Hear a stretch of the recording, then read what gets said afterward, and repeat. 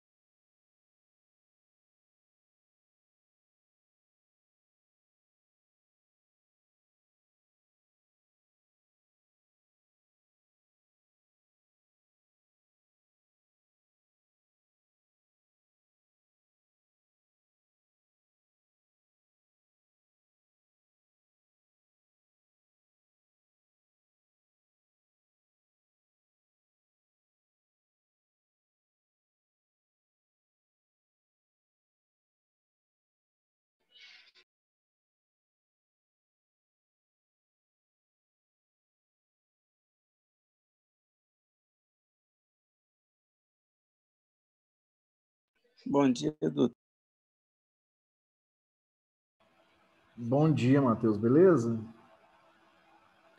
Estou tranquilo, e você? Também, agora melhorou o calor, né? Para mim tá melhor ainda. Então tá bom. Um calor horroroso, mano.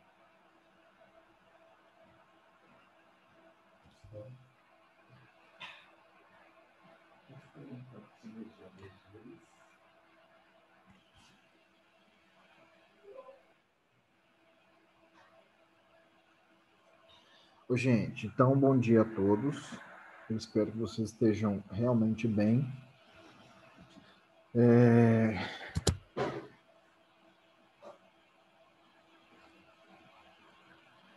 Vamos começar então aqui a nossa aula, né? Nós vamos falar sobre continuar o que nós estávamos fazendo. Hoje eu pretendo passar um videozinho para vocês, um vídeo curto, sobre a unificação alemã, uns 9 minutinhos. Então, eu vou tentar, como é que fala? Eu vou tentar ser um pouco mais dinâmico. Amanhã vocês vão ter a prova. Eu vou lembrar para vocês que a matéria da prova é sobre a transferência da família real para o Brasil, o processo de emancipação política brasileira, né, que é a independência do Brasil, e o primeiro reinado, tá? Isso vai cair na prova, que se não me engano é o capítulo anterior. E aí amanhã, acho que amanhã tem 2 aulas, acho que tem, deixa eu ver aqui. Não, amanhã tem só uma. Então amanhã eu faço a revisão, beleza? Da prova. E hoje a gente termina aqui com essa ideia aqui da unificação alemã, tá? Bom, é o seguinte, então, esse capítulo 22, ele vai falar sobre a Europa no século XIX, então nós falamos sobre os nacionalismos, né, o nacionalismo, a ideia de nacionalismo e a ideia de nação. Só lembrando vocês uma coisa, que a ideia de nação, aliás, de nacionalismo, é uma ideia identitária, de sentimento, de compartimento de cultura, de idioma, de história, enfim. E nação é um território delimitado sob administração de um Estado, né? Então, embora as duas ideias estejam relacionadas, elas são diferentes, são conceitos diferentes. E aí nós falamos sobre os vários movimentos liberais que vão acontecer na Europa durante o século XIX, né? Quer dizer, as revoluções, os movimentos franceses, a primavera dos povos, né? E nós falamos na última aula sobre o processo de formação e, aliás, de unificação da Itália. Inclusive, nós falamos, quer dizer, você tem 2 processos de unificação importantes na segunda metade do século XIX na Europa, que é a unificação italiana e a unificação alemã, né, de forma que a unificação, quer dizer, os antigos reinos italianos vão se unificar num reino unificado, né, no Estado Nacional, né, que unifica todos esses reinos que nós vamos chamar de Itália, né, que nós chamamos de Itália, né, vai formar então o reino de Itália. E a Alemanha da mesma forma, né? Quer dizer, o que era a Alemanha, que nós entendemos como Alemanha atualmente, não existia na segunda metade do século XIX, na no século, né, até a segunda metade do século XIX não existia o que nós chamamos de Alemanha, né? Não existia aquilo, existia uma série de reinos separados, né? Herdeiros do Sacro Império Romano Germânico, o reino da Prússia, e que eram independentes, vamos dizer assim. Então, o processo é esse processo de unificação, de unir esses vários reinos, né? O fim do Império Prussiano é a formação do que eles vão chamar de Segundo Reich, né? Que é o Império Alemão, né? Que vai ser o Império Alemão. Então, veja bem aqui. Peraí. Deixa eu só pegar a canetinha para marcar aqui. Então, a região da atual Alemanha, assim como a da Itália, era formada por estados independentes, como eu acabei de falar com vocês, né? Até as últimas décadas do século XIX. No entanto, apesar dessa configuração política, a região era dominada pela Prússia, olha aqui, ó, Prússia, e pela Áustria, que disputavam a ampliação dos seus domínios. Desde o Congresso de Viena, de 1815, com a fundação da Confederação Germânica, Prússia e Áustria mantinham os estados menores sob sua influência. Lembrando o que foi o Congresso de Viena. O Congresso de Viena, né, ele foi organizado pelas monarquias tradicionais europeias pós-queda de Napoleão e tinha como objetivo, primeiro, restaurar as monarquias europeias e fortalecer as dinastias tradicionais europeias anteriores à Revolução Francesa, ok? Lembrando outra coisa para vocês aqui. A Áustria, né, o Império Austríaco, ele foi fundamental nessa... Inclusive, né, o Congresso vai ser organizado na Áustria, né? Viena é a capital da Áustria. Vai ser fundamental. A Áustria era um estado, um império tradicional, riquíssimo, muito poderoso na Europa Central. Então, grande parte desses estados alemães pertenciam ao estado austríaco, né, os germânicos. Assim, né? Então, em 1834, primeira metade do século XIX, a Prússia instituiu uma união aduaneira entre os estados da região. Veja, o que é uma união aduaneira? Você sabe o que é aduana? Bom, a aduana é um órgão que faz o controle de importação e exportação. E é o órgão que cobra os impostos. Então, aqui no Brasil, por exemplo, você tem nos portos, né? Nos portos você tem as aduanas. A aduana, então, nos aeroportos também. Então, a aduana vai fazer o seguinte, olha, vai verificar se o produto que está entrando está pagando imposto, que tipo de produto está saindo, se tem tráfico, se tem contrabando, se está entrando gente ilegalmente. É isso.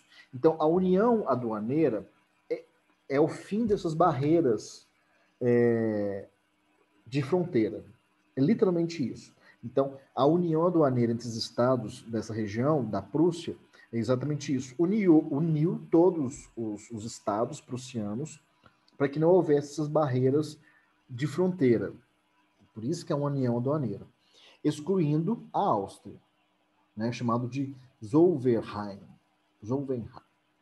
Desde então, as barreiras alfandegárias entre os principais participantes do acordo foram diminuídas, impulsionando o comércio e o desenvolvimento industrial das cidades, né? Porque acabou essas barreiras, portanto, tipo assim, vamos dizer, você está na Boêmia e vai para a Bavária, então você tem que pagar 2 impostos. Então, com essa união aduaneira, você não paga nenhum. Então, aumenta a circulação de mercadorias e, naturalmente, essas cidades vão crescer e enriquecer, porque impulsiona o desenvolvimento interno dessas cidades prussianas, sem a Áustria.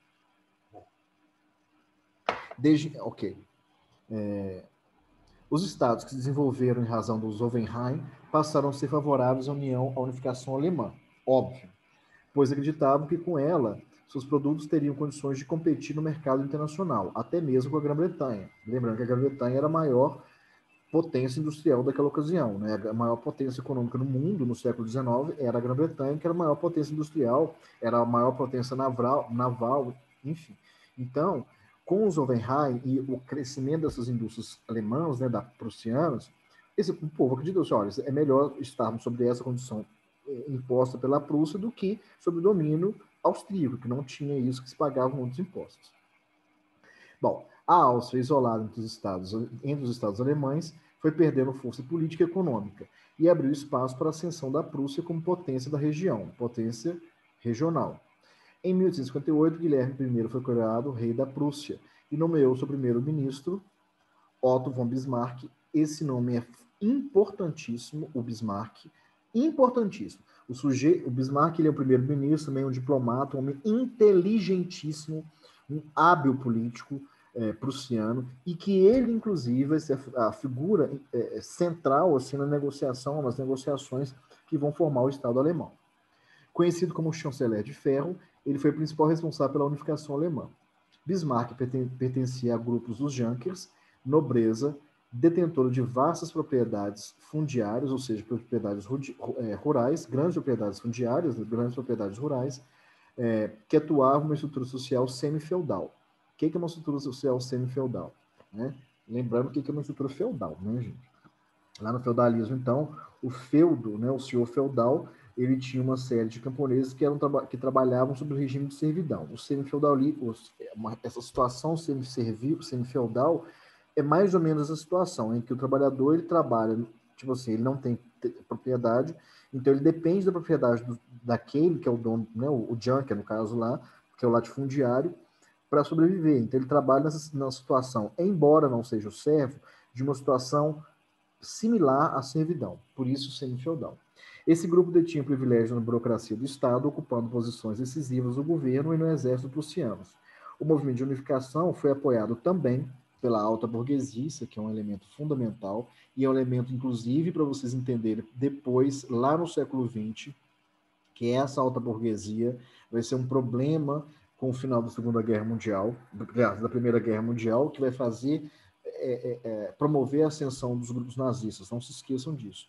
Interessado num projeto militarista implementado desde o coroação de Guilherme I. Atuando como primeiro-ministro, Bismarck modernizou o exército, transformou a Prússia em uma das potências bélicas europeias. Né? Ou seja, entre um país belicoso, um país, do ponto de vista das armas, né, armado. Né? Eu vou passar aqui, então. E aí você tem a Guerra Franco-Prussiana e a formação do Segundo Reich. A Guerra Franco-Prussiana ela é importantíssima não só para a formação do que nós entendemos como Alemanha, mas também para a configuração do que seria a França pós essa Guerra Franco-Prussiana, que a Guerra Franco-Prussiana é uma guerra da França com a Prússia. Né? E isso vai levar a França, inclusive, a um retorno a um Estado republicano, o que é interessante para a França. Mas também vai criar uma rivalidade grande entre a França e a Alemanha, né, quando acaba a Guerra Franco-Prussiana, a Prússia torna-se Alemanha. E é um dos motivos, não dos motivos, mas das motivações revanche da França em relação a essa guerra, do início da Primeira Guerra Mundial. Vocês têm que entender isso, porque o ano que vem, quando vocês forem estudar a Primeira Guerra Mundial, vai estar lá, assim, motivações da Primeira Guerra Mundial, revanchismo francês. O revanchismo francês, ele vem da Guerra Franco-Prussiana. Por isso que é importante a gente ter a noção de data. Você não precisa decorar a data, você tem que entender mais ou menos o período. Então, a Guerra Franco-Prussiana é da década de 1870, né? E a Primeira Guerra Mundial começa em 1914. Então, o período, quer dizer, 40 anos depois, 70, 80, 90, 44 anos depois que tem o início da Primeira Guerra Mundial. Naturalmente, existem várias outras motivações, questões econômicas, questões geopolíticas, né, dos imperialismos, etc. Inclusive, a França vai se envolver nisso, mas essa questão da França em relação a essa revanche, porque perdeu a Guerra Franco-Prussiana, é fundamental. Os franceses nunca admitiram ter sido derrotados pelos prussianos na Guerra Franco-Prussiana. Então, os investimentos na administração do Exército, promovido pelo governo de Bismarck, fazia parte da estratégia do primeiro-ministro para estimular o nacionalismo alemão. Né? Olha isso aqui. Então, o nacionalismo alemão é essa ideia, né, esse sentimento identitário alemão. Em 1864, a Prússia aliou-se à Áustria para acabar com o domínio que a Dinamarca, ao norte, exercia sobre algumas regiões do norte. 2 anos depois, a Prússia aliou-se à Itália e declarou guerra à Áustria, avançando sobre parte do seu território. Com a vitória sobre a Áustria em 66, Bismarck organizou a Confederação Germânica do Norte, liderada pela Prússia. Né? Então, quer dizer, em 68, então, em 66, você não tem ainda a Alemanha, você tem essa Confederação Germânica que derrotou, olha para você ver, primeiro eles conseguem derrotar o poder exercido pela Dinamarca sobre os países do norte, e depois o próprio aliado é atacado, que foi a Áustria, atacado pela Prússia, né, e derrotado, né, a Áustria derrotada pela Prússia. Foi elaborada, então, uma nova Constituição, com base na qual o rei prussiano tornou-se presidente hereditário, olha aqui, ó, o rei prussiano tornou-se presidente hereditário da região. Para completar a unificação, Bismarck convocou os estados do Sul a aderir ao movimento, e assim estimulou o sentimento nacionalista germânico dessa região. Ou seja, se ele já tinha essa confederação germânica, esse sentimento nacionalista nos estados do norte da Alemanha, aliás, da Prússia, ele busca também o apoio por meio desse nacionalismo dos estados do sul da Prússia para unificar-se como um estado, ok? Temendo as ameaças da França, país inimigo da Prússia durante a era napoleônica e contrário à emergência de um estado vizinho poderoso, os estados germânicos do sul não aderiram à confederação, mas assinaram um compromisso militar secreto, olha aqui, ó, com a Prússia, antevendo a possibilidade de uma guerra contra a França. Aproveitando-se da antiga rivalidade, só falar uma coisa aqui em relação a isso. Olha, a França, né, o Estado francês, qual que é essa rivalidade com a Prússia? Vamos lembrar para vocês uma coisa. Durante a Revolução Francesa, né, quando explode a Revolução Francesa, só lembrando, os países, as monarquias nacionais em volta da França, notadamente, Áustria, né, a rainha francesa era austríaca, né, Maria Antonieta, Áustria, Inglaterra, Grã-Bretanha, né, e Prússia entram em guerra com a França para neutralizar o movimento revolucionário, né? E a guerra com a Prússia permanece, inclusive durante o período napoleônico. Napoleão consegue avançar sobre a Prússia. Então, por isso que já existia essa hostilidade da França com a Prússia. Aproveitando-se da antiga rivalidade entre os germânicos e franceses, Bismarck fez uma série de provocações à França, até que Napoleão III declarou guerra à Prússia, em 1870, né, era o imperador prussiano. Como tinha previsto o ministro, os estados do Sul apoiaram a guerra, e a unificação alemã foi concluída com a Guerra Franco-Prussiana, que durou um ano, pouco mais de um ano, de 1870 a 1871, e a vitória sobre a França. Os territórios da Alsácia-Lorena foram incorporados à Alemanha. Gente, isso aqui é fundamental. Quando vocês forem ver lá na Primeira Guerra Mundial, esse revanchismo francês em relação à Alemanha está também centrado na região da Alsácia-Lorena, que foi anexada à Alemanha. Por quê? A Alsácia-Lorena é uma região, são duas, né? Alsácia e Lorena, são duas regiões ao norte da França, que são riquíssimas em carvão mineral. O carvão mineral era o principal combustível das indústrias metalúrgicas, enfim, daquela ocasião. Então, perder a Alsácia-Lorena para a França foi um prejuízo econômico muito grande. E, ao mesmo tempo, a Alemanha foi a glória, porque se eles estavam com a intenção de avançar do ponto de vista industrial para competir com a Grã-Bretanha, com os ingleses, eles conseguiram, então, uma fonte de energia importantíssima e que os franceses jamais aceitaram perder a Alsácia-Lorena, né? Bom, o rei Guilherme I recebeu o título de Kaiser, imperador da Alemanha, e Bismarck o de chanceler do Segundo Reich alemão, o Segundo Império Alemão. Né? Olha aqui o que o Tratado de Paz entre a França e a Alemanha fala em fevereiro de 71. Olha, em relação ao Alsácia-Lorena. A França pagará a sua majestade, o imperador da Alemanha, a quantia de 3 bilhões de francos. O pagamento de pelo menos 1 bilhão de francos será lugar no decorrer do ano de 1871 e o restante da dívida no espaço de 4 a 5 anos a partir da ratificação das preliminares aqui estabelecidas.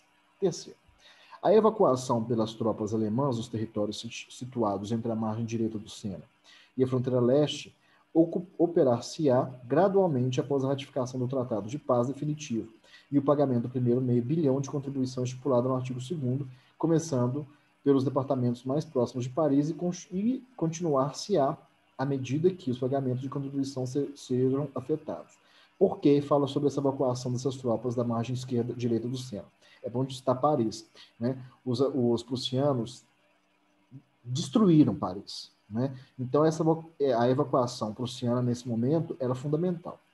Quarto, as tropas alemãs absteciam de fazer requisições, sejam de dinheiro, sejam de gêneros, nos departamentos ocupados. Porém, a alimentação das tropas alemãs que permaneceram na França fazia a expensas do governo francês. Então, o governo ainda tem que alimentar as tropas, pelo modo que será acertado com a intendência militar alemã. Na fé de que os abaixo-assinados revestiram o presente tratado preliminar de suas assinaturas e selos, assinam, então, o Bismarck, alemão, o Thiers, francês e o Favre. Né? Então, você tem aí a Alemanha, o que era a Prússia inicialmente, e o que é a Alemanha unificada, né? O Império Alemão unificado. Veja bem aí, então, o Estado alemão, o Império Alemão unificado, foi toda essa região. Né? Olha aqui, ó, a Alsácia-Lorena, essa parte aqui em marrom, né, que foi anexada. Então, com isso, deu-se o processo de unificação alemã. Outro elemento importante durante o período do século XIX são a propagação das ideias socialistas. Só que eu acho melhor, ao invés de a gente começar a falar sobre isso, porque eu já falei um pouco sobre isso em aulas anteriores, né, sobre o socialismo científico, o socialismo utópico. Para vocês não confundirem, eu acho melhor a gente ver um videozinho aqui sobre como é que chama? Sobre a unificação alemã, que eu vou passar agora para vocês. Prussiana e a unificação alemã. Para entendermos este evento, precisamos primeiro entender como era a França e os vários estados germânicos que existiam neste tempo. Então, se vocês assistiram os vídeos das guerras napoleônicas, vão lembrar que no fim das guerras, a França acabou virando um reino novamente e perdeu grande parte da sua influência e prestígio sobre a Europa. O novo reino da França não foi muito bem. Então, em 1848, outra revolução aconteceu e a Segunda República Francesa foi estabelecida. E você sabe quem foi o eleito presidente? Um cara chamado Carlos Luiz Napoleão Bonaparte. Sim, ele era o filho do irmão de Napoleão. E como a França não estava em uma situação muito boa, ele achou que seria legal declarar o Império Francês novamente para voltar aos tempos de glória, se tornando assim Napoleão III da França. E isso até que funcionou. Nos anos seguintes, a França conseguiu se recuperar economicamente, e a sua moral até que não estava tão ruim como antes, até a Prússia chegar. Agora vamos para os estados germânicos, porque aqui as coisas ficam mais complicadas. Basicamente, o que hoje conhecemos como Alemanha e Polônia eram vários reinos, ducados, principados e cidades livres e independentes. No entanto, eles eram próximos, pois na sua grande maioria falavam alemão. E inclusive no Congresso de Viena foi criado a Confederação Germânica, que não era exatamente um país, era mais uma associação política e econômica. E a ideia de criar realmente um país chamado Alemanha, que incluísse todos os povos alemães, era algo muito discutido entre os governantes e entre a população alemã em geral. Porém, colocar isso em prática era outra história. Existiam basicamente dois planos de unificação alemã. A Grande Alemanha, que incluiria todos os povos alemães e seria liderado pela Áustria, e a Alemanha Menor, que não incluía a Áustria na unificação e teria a Prússia no No Mercado Livre, você tem o envio mais rápido do Brasil. comando. Como a Áustria estava passando por vários problemas internos, e no mais eles já tinham seu próprio império, que incluía outros povos, o trabalho de unificar a Alemanha ficou nas mãos da Prússia, e de um cara chamado Otto von Bismarck, que virou primeiro-ministro do Reino da Prússia em 1862. E ele já tinha seus planos para tornar a Prússia o estado germânico dominante na região. Bismarck começou melhorando a diplomacia da Prússia para fazer alianças, ou pelo menos deixar os outros grandes países de fora de possíveis guerras que pudessem vir a acontecer. E ele sabia que teria guerra, então também já começou a preparar e modernizar o exército prussiano. A primeira guerra de unificação alemã foi a Guerra dos Ducados, onde a Prússia e a Áustria se aliaram contra a Dinamarca, pois a mesma tinha declarado que os ducados de Schleswig e Holstein eram territórios dinamarqueses, sendo que Holstein fazia parte da Confederação Germânica. Depois de derrotar os dinamarqueses, a Prússia ficou com Schleswig e a Áustria com Holstein. Porém, a divisão desses territórios causaram alguns problemas entre Prússia e Áustria. Isso acabou gerando a Guerra Austro-Prussiana. A Áustria conseguiu o apoio de vários estados germânicos, já que eles tinham influência sobre esses estados. Já a Prússia se aliou com o recém-formado Reino da Itália, com a promessa de lhes dar o território de Vêneto. E a guerra durou mais ou menos 7 semanas, terminando com a vitória da Prússia. No Tratado de Paz, a Prússia anexou vários estados ao norte da Alemanha e criou a Confederação Norte Germânica. A antiga confederação foi desfeita e a Áustria perdeu sua influência sobre os estados germânicos. Porém, ainda faltava esses territórios ao sul. Bismarck sabia que ele não poderia continuar se expandindo desta forma, pois uma hora ou outra, outros países iriam intervir. Então, para realmente unificar a Alemanha, ele precisaria que os estados do sul, por livre e espontânea vontade, se juntassem a eles. Só que existia mais um obstáculo: a França, pois a mesma tinha influência sobre esses estados e não iria permitir sua integração com a Prússia. O plano de Bismarck era fazer com que a França declarasse guerra contra a Prússia, para assim ter o apoio dos estados germânicos do sul e evitar interferência externa. Sem falar que ter a França como agressor dos germânicos seria uma boa jogada para os estados do sul se juntarem à confederação e serem protegidos pela Prússia. Então Bismarck sentou e esperou a oportunidade chegar. Até que em 1868 aconteceu uma revolução na Espanha chamada La Gloriosa, que fez a rainha Isabel II abdicar do trono. Agora a Espanha era um reino sem rei. Daí eles mandaram uma carta convidando o príncipe Leopoldo de Hohenzollern para ser o rei da Espanha. Guilherme I, que era o rei da Prússia, e até o próprio Leopoldo não estavam a fim de aceitar. Porém, Bismarck viu nisso a oportunidade perfeita para deixar a França 100% putaça. Então, ele insistiu que Leopoldo aceitasse a oferta. Quando a França descobriu isso, eles ficaram 100% putaços, até porque a Prússia ganharia um forte aliado e deixaria a França encurralada. Então Napoleão demandou que Leopoldo não aceitasse o trono, e ele falou: ok. Poderia ter acabado aqui com uma vitória diplomática francesa. Mas Napoleão mandou um embaixador para falar pessoalmente com Guilherme I, só para ter certeza que Leopoldo não iria realmente aceitar, e também pedir para que o rei prussiano garantisse que nenhum Hohenzollern jamais sentaria em trono espanhol. Guilherme I replicou dizendo que ele não poderia garantir tal coisa, e a conversa ficou meio estranha. Mais tarde naquele dia, Guilherme mandou uma mensagem para Bismarck, informando sobre o encontro que teve com o embaixador, e disse que ele poderia comunicar à imprensa sobre o ocorrido. Porém, antes de mandar para a imprensa, Bismarck alterou o texto, encurtando e mudando o sentido das frases. Quando esse texto alterado chegou aos jornais franceses, eles ficaram furiosos, pois parecia que o Guilherme I tinha desrespeitado o embaixador e não tinha dado a mínima para as exigências francesas. Não demorou muito para vários franceses irem para as ruas de Paris pedir por guerra. Então, no dia 19 de junho, a França declara guerra oficialmente à Prússia, iniciando assim a Guerra Franco-Prussiana. Com a declaração de guerra vindo por parte dos franceses, os reinos e ducados do sul se alinham imediatamente com a Prússia, e isso ferrou com os planos franceses, já que eles esperavam uma ajuda desses estados, e talvez até da Áustria. Agora, se formos ver pelo lado prussiano da história, tudo ocorreu como planejado. Napoleão III achava que iria derrotar a Prússia e retomar o prestígio da França. Porém, seu exército não era tão bem treinado e organizado quanto o exército prussiano. Uma das suas poucas vantagens era o rifle francês, que era bem superior aos usados pelos seus inimigos. Já a Prússia tinha a vantagem de um exército mais treinado e com disciplina 150%. Outra vantagem dos prussianos foram as linhas de trem, pois com elas eles puderam reunir grandes números de soldados de uma maneira rápida e eficaz. Já a França demorou muito para reunir os seus homens, o que lhes deixaram em uma extrema desvantagem. A primeira ação partiu dos franceses, que fizeram uma linha defensiva na fronteira alemã e ocuparam a cidade de Saarbrücken. Porém, quando os franceses viram que os prussianos conseguiram mobilizar um exército gigantesco em pouco tempo, eles se retiraram da cidade para pegar uma posição mais defensiva.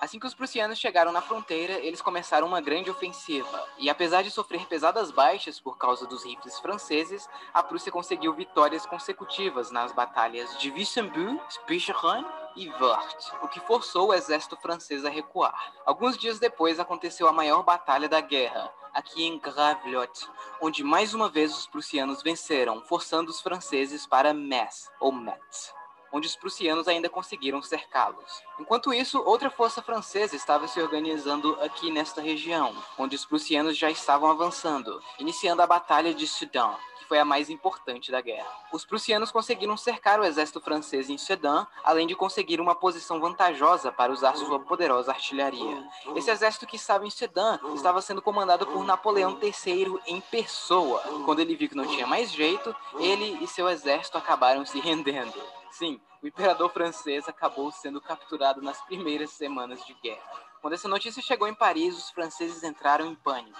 e a Terceira República Francesa foi declarada, desta vez no comando do Governo de Defesa Nacional, que começou a planejar uma maneira de contra-atacar os prussianos. Porém, eles precisavam ser rápidos, pois depois da vitória em Sedan, os prussianos marcharam livremente até Paris, onde eles começaram um cerco à cidade. O ministro de Defesa francês conseguiu escapar do cerco usando um balão e começou a formar uma resistência aqui na cidade de Tours, e eles tentaram várias vezes quebrar o cerco cerco de Paris, mas falharam miseravelmente. O general Moltke, que foi o principal comandante das forças prussianas durante esta guerra, queria apenas cercar a cidade e deixar os parisienses sem comida e suprimentos, até que eles se rendessem. Porém, depois de alguns meses, o cerco estava ficando muito caro para a Prússia, então eles começaram também a usar a sua artilharia na cidade, que era o que o Bismarck queria desde o início. Mas, no geral, isso não mudou muito a situação. Em Paris, as coisas estavam um caos. Depois de um tempo, a comida acabou e as pessoas começaram a matar animais, como cachorros, gatos, ratos e até cavalos, para poder se alimentar. E ficou assim por longos 4 meses. Em janeiro do ano seguinte, a França sabia que não teria mais jeito, então algumas conversas de paz começaram a ser feitas. Enquanto isso, os Estados do Sul concordaram em se unir com a Confederação Germânica. Então, no dia 18 de janeiro de 1871, no famoso Palácio de Versalhes, que era o palácio dos monarcas franceses, Guilherme I foi coroado o imperador da Alemanha, nascendo assim o Império Alemão. 10 dias depois, o governo francês se rende, dando fim à guerra. No entanto, os parisienses estavam famintos e furiosos com o governo francês. E o que acontece nessas situações, principalmente quando estão muito famintos? Uma revolução socialista. Sim, Paris foi tomada pela Comuna de Paris. Então ainda houve alguns conflitos depois da guerra, entre o governo francês e o pessoal da Comuna de Paris. O tratado de paz imposto pelos alemães foi pesado. A França deveria reconhecer o recém-formado Império Alemão. Estamos a poucos dias das eleições que decidem o novo presidente dos Estados Unidos. E talvez você não faça ideia.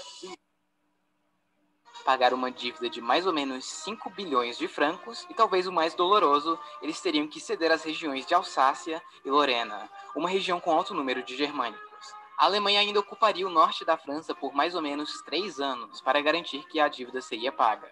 Ou seja, a França foi completamente humilhada pela Alemanha, o que criou um sentimento de vingança e revanchismo nos franceses contra os alemães, sendo este um dos principais motivos da França entrar na Entente e, obviamente, na Primeira Guerra Mundial. E só por curiosidade, o Reino da Prússia não deixou de existir por causa da unificação alemã, pois dentro do Império ainda existiam reinos, ducados, principados, cada um sendo governado pelas suas respectivas famílias reais.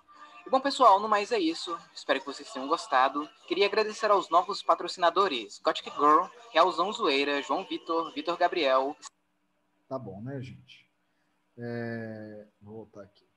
Então, é isso, né?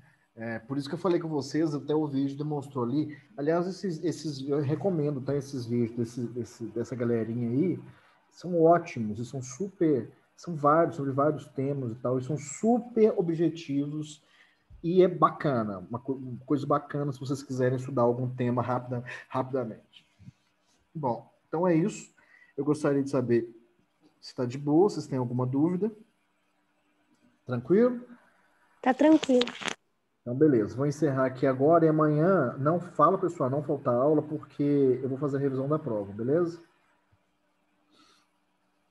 Então, tá bom. Um beijão para todos vocês e até amanhã.